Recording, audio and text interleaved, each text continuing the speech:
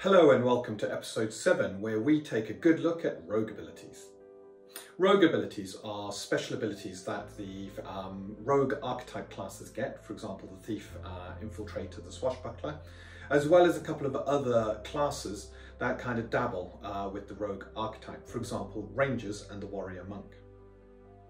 If your character has access to rogue abilities, then they are considered to have tapped into shadow aether.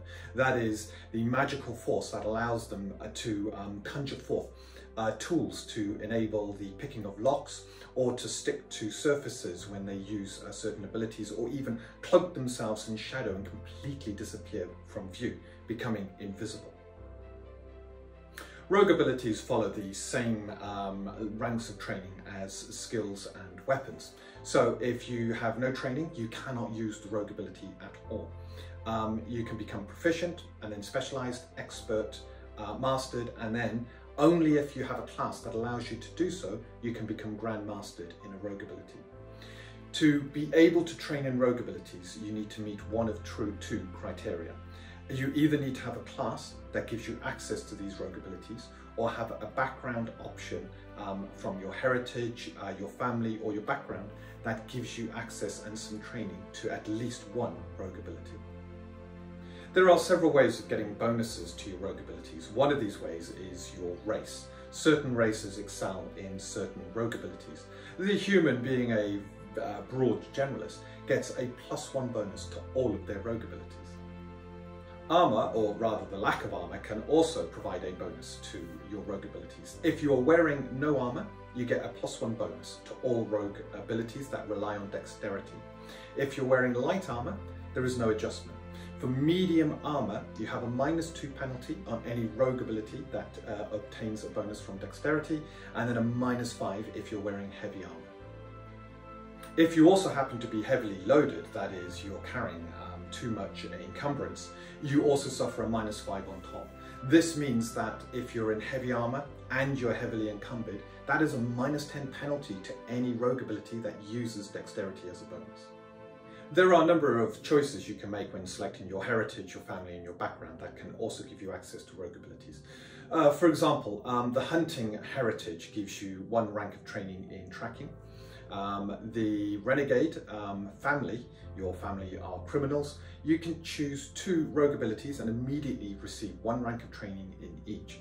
Finally, if you take the locksmith background, you automatically receive training in find, remove traps and open locks.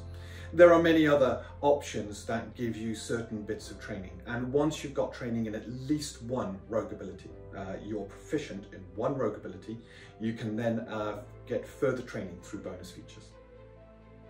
Your class can also give you access to rogue abilities. For example, under the fighter archetypes, the ranger has access to a small number of rogue abilities: hide in shadows, move silent, scale surface, tracking, and uncanny senses. They can achieve grand mastery in all of those rogue abilities, and furthermore, at first level, they get 4 ranks of training that they can distribute amongst those rogue abilities. Every time they gain a level thereafter, they get 1 rank of training. So given enough time, they hone their skills and can get them all up to a decent level. The thief, on the other hand, is within the rogue archetype and is the master of rogue abilities. The thief can grandmaster in every single rogue ability. They immediately receive a rank of training in every single rogue ability that they have. Furthermore, they have 6 additional ranks of training that they can allocate at first level. And every time they gain a level, they can allocate another 2 ranks of training to their rogue abilities.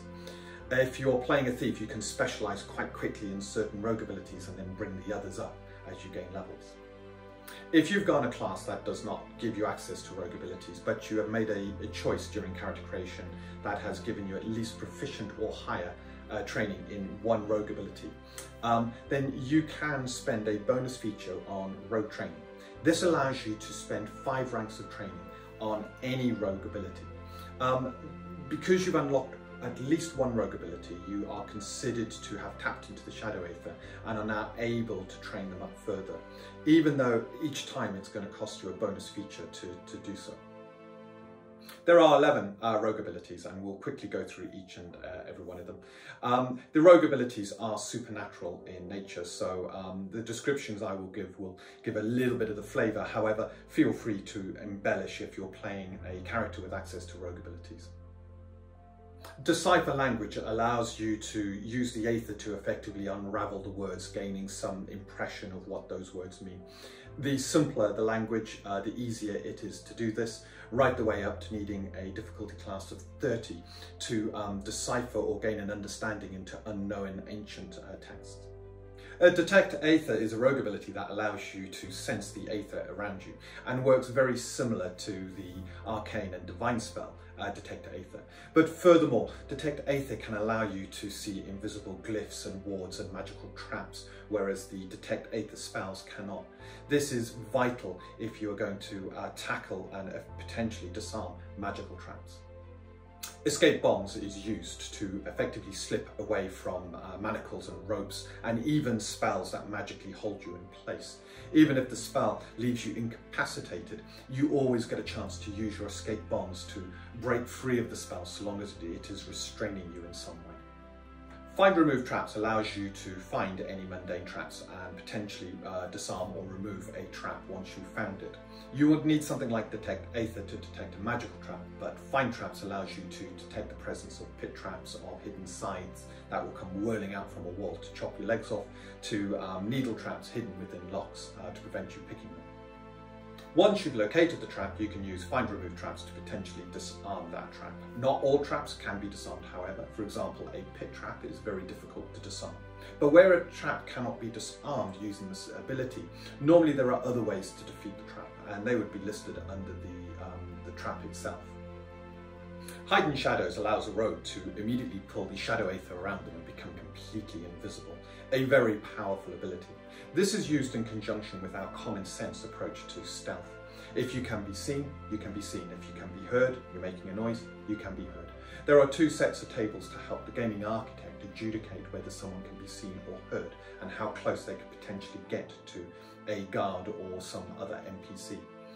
It's designed to encourage the use of distracting guards, making them look away before you dart across a corridor, and making sure that even in heavy armour you will make a noise and guards will be alerted to your presence. A rogue could use this ability in conjunction with the common sense approach to stealth. They could be infiltrating an enemy stronghold. They're walking down a corridor when they hear round the corner a guard approaching. They immediately flatten themselves back against the wall of the corridor and make a Hide in Shadows roll. They manage to roll 22. That is enough to become invisible. They can't move. Moving will break that invisibility, but for now they are flat against the wall, invisible, hoping the guard will just walk on by and not come to investigate. Move Silently is similar to Hide in Shadows in that it allows the rogue to cloak their feet in Shadow Aether, muffling their footfalls. If they get a high enough roll, they even become completely silent, so certain abilities like echolocation can no longer find them. They absorb any sound around them and become effectively invisible to creatures like bats. Open Locks allows a rogue to conjure forth the tools required to attempt to pick a lock. Depending on the complexity of the lock, a very high roll may be required. Scale Surface allows a rogue to effectively stick to surfaces. The smoother or more inclined the surface is, the harder that test becomes. A rogue that has an incredible level of training within Scale's Surface can effectively climb up a wall and then onto the ceiling and clamber across the ceiling. Sleight of Hand allows the rogue to potentially lift small items. If the items are unattended, the difficulty is a lot lower than items that are attended or with a very observant person or being observed. It also allows the rogue to do card tricks and to make coins disappear and then reappear behind people's ears. The roleplay possibilities of Sleight of Hand are quite literally endless. Anybody can use investigation to find evidence of the passing of creatures, but only a rogue can use tracking. Tracking allows them to effectively create ghostly images of what caused the disturbance or the tracks. They get to see the creatures that have passed by, what the creatures did in that area and where the creatures went. If they then have the appropriate skill, they may potentially even be able to identify what those creatures are. Uncanny senses is the sixth sensibility of the rogue and will activate if the rogue is about to be ambushed, activate a trap, or is walking past a hidden or secret compartment. If a rogue with a high enough uncanny senses will notice things like a slight breeze, before they put their foot down on a tripwire, the hairs at the back of their neck will suddenly stand up and they'll realise they're in incredible danger. And before a ambush is triggered, they may become aware that there's movement, that they're being watched, that something is about to happen. It gives a rogue with a good enough uncanny senses the ability to act or take action before harm befalls them. It also is used to replace their awareness saving throw, making it even more likely that an awareness saving throw will be passed. And furthermore, the awareness saving throw can now be used to foil an invisible enemy attacking them, rather than just being limited to hidden enemies. Rogues can also have terrain focus. This is that within certain terrains, they are much better at using 4 skills. The skills are hide in shadows, move silent, tracking, and uncanny senses. So for example, rangers have terrain focus in wilderness, which means when they're in a wilderness environment, they can hide a lot easier than normal. They can move more quietly. Their tracking is much more acute and their uncanny senses is heightened. The bonus you get if you're in one of your terrain focused terrains is +2 to those rogue abilities. Well, I hope you enjoyed this video that took a very quick tour into rogue abilities, and I hope it's given you an understanding as to what they are and the kind of flavour they occupy within Untold Destiny. Well, if you enjoyed this video, I bet you're going to love episode 8, where we look at downtime, including things like being able to harvest rare materials and our full crafting system. In the meantime, if you did enjoy this video, please drop us a like, and if you haven't already, please subscribe, and do not let your destiny go untold.